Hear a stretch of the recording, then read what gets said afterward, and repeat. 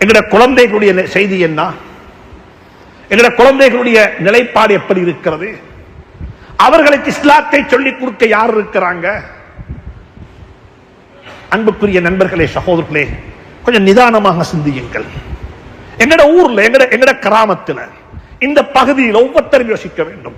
எங்கட சிறார்கள், எங்கட வாலிபர்கள், எங்கட யுவதிகளுக்கு இஸ்லாத்தை போதிப்பதற்கு, இஸ்லாத்தை சொல்லிக் கொடுப்பதற்கு, அவர்களுக்கு அவர்கள் விளங்கக்கூடிய மொழியில, அவர்கள் இன்ட்ரெஸ்டாக விருப்பத்துடன் படிக்கக்கூடிய விதத்தில் இஸ்லாத்தை சொல்லிக் கொடுப்பதற்கு ஏதாவது வழி இருக்கிறதா? ஏனென்றால் 2-3 வாரங்களுக்கு முன்னால வெளிவந்த சாதாரண தர ஓலவல் பரீட்சையினுடைய பெறுபேறுகளை பார்க்கும் பொழுது அது எங்களுக்கு திட்ட தெளிவாக விளங்குகிறது. திட்ட தெளிவாக விளங்குகிறது. கல்விமான்கள் நிறைந்த ஒரு ஊர்ல கதைக்கின்றேன். எங்க இருக்கிறீங்க? கல்வி அதிகாரிகள் இருக்கிறீர்கள், அதிபர்கள் இருக்கிறீங்க. உங்களை வைத்துக் கொண்டு பேசுகின்றேன். ஒரு கணம் யோசியுங்கள், ஒரு கணம் யோசியுங்கள். விஞ்ஞான பாடத்தில் பாஸ், கணித பாடத்தில் பிள்ளைகள் பாஸ், அல்ஹம்துலில்லாஹ். நல்ல தொழிலுக்கு போவார்கள், நல்ல பல்கலைக்கழகங்களுக்கு போவார்கள், எல்லாம் நடக்கும் இன்ஷா அல்லாஹ். அவர்களுடைய இஸ்லாம் பாடம் எங்க இருக்கிறது? அவர்களுடைய இஸ்லாம் பாடத்துக்கு யார் பொறுப்பு? குறை சொல்லிக் கொண்டே இருக்கின்றோம். கடந்த 20 ஆண்டுகளாக அரசாங்கம் இஸ்லாம் பாடத்துக்கு யாரையுமே அப்பாயின்மெண்ட் பண்ணல என்ற அதை மட்டும் சொல்லிக் கொண்டிருக்கின்றோம். அதை சொல்லுவதனூடாக எங்களுடைய குழந்தைகள் சரியாகி விடுவார்களா?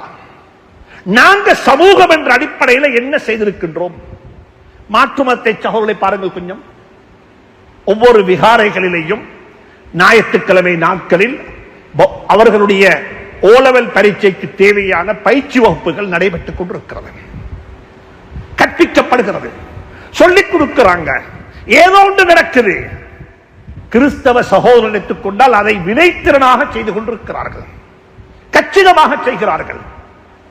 நான் மிக அன்பாக சொல்லுகின்றேன், கண் விழித்து திறந்து கொஞ்சம் பார்க்க வேண்டிய ஒரு நிலைக்கு நாங்கள் தள்ளப்பட்டிருக்கின்றோம்.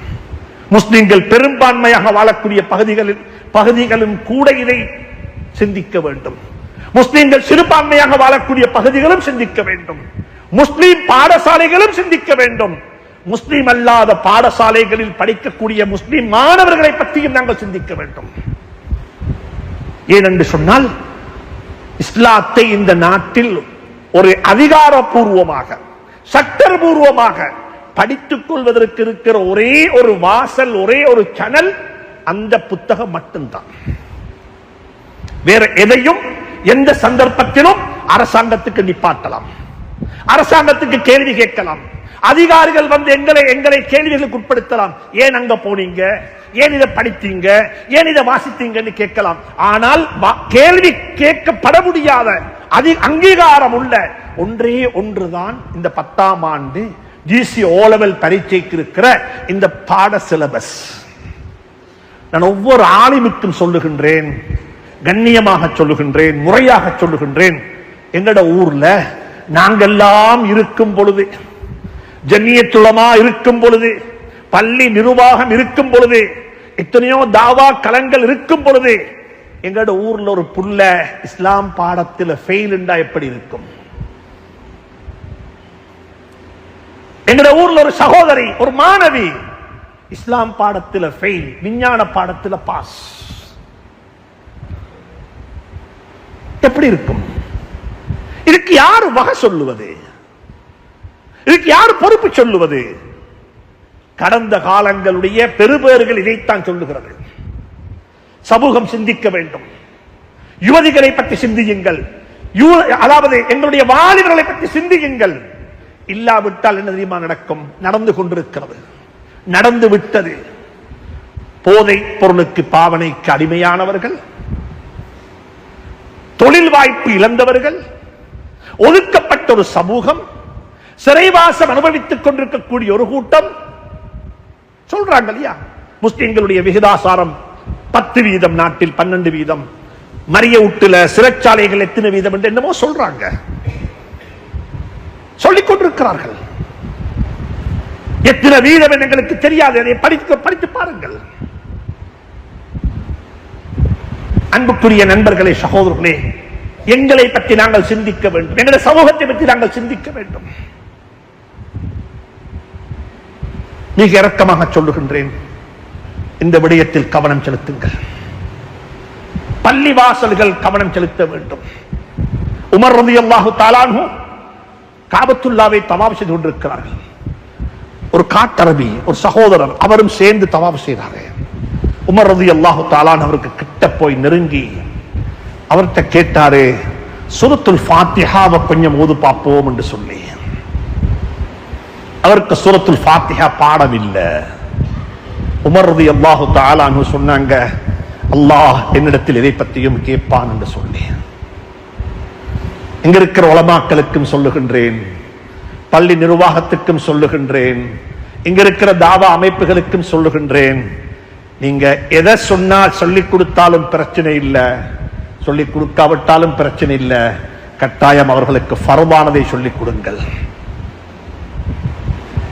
என்னோட ஊரில் இருக்கிறவர்களுடைய தொழுகை எப்படி இருக்குது, அத்தஹியாத்து எப்படி இருக்குது, அவர்களுடைய தொழுகையில் அவர்களுக்கு எப்படிப்பட்ட உள்ளச்சம் இருக்கிறது, வட்டியை விட்டும் பாதுகாத்துக் கொள்ள வேண்டும் என்ற உணர்வு எப்பளவு இருக்கிறது, இந்த உணர்வுகளை எல்லாம் ஏற்படுத்துவது எங்களுடைய பொறுப்பு என்பதை மறந்து விடாதீர்கள். இந்த பொறுப்பை நிறைவேற்றுவது எங்களுடைய ஃபர்து கிஃபாயா. இப்ப எத்தனை முஸ்லீம் ஊர்கள் இது நடக்குது? இப்ராஹிம் அலைஹிஸ்ஸலாம் துஆ கேட்கிறாங்க அல்லாஹ் இடத்துல. ரெண்டு துஆ கேட்டாங்க, ரெண்டு கட்டத்தில் துஆ கேட்டாங்க. ரப்பிஜ்அல் ஹாதல் பலத ஆமினன், ரப்பிஜ்அல் ஹாதா பலதன் ஆமினன். ரெண்டு வகையா கேட்டாங்க. யா அல்லாஹ், இந்த முழு ஊரையுமே ஒரு பாதுகாப்பான ஊராக ஆக்கி வைப்பாயாக. மறுவ கேட்டாங்க, ரப்பிஜ்அல் ஹாதல் பலத ஆமினன், யா அல்லாஹ், இந்த ஊரை பாதுகாப்பான ஊராக ஆக்கி வைப்பாயாக. பாதுகாப்புண்டா என்ன? எங்கட ஊருக்கு நாங்க சொல்ல முடியுமா பாதுகாப்பு சொல்லி? நாங்க சொல்றோம் எங்கட ஊர் பாதுகாப்பு ஒரே ஒரு அர்த்தம் தான் எங்களுக்கு தெரியும். பாதுகாப்பு என்ன? பாதுகாப்பு, அயல்ல வாழக்கூடிய மாற்று மதத்தை சார்ந்தவர்கள் எங்களுடைய ஊரை தாக்க மாட்டார்கள். அயல்ல வாழக்கூடிய மாற்று மதத்தை சார்ந்தவர்கள் எங்களுடைய ஊருக்கு கல்லடிச்ச மாட்டார்கள்.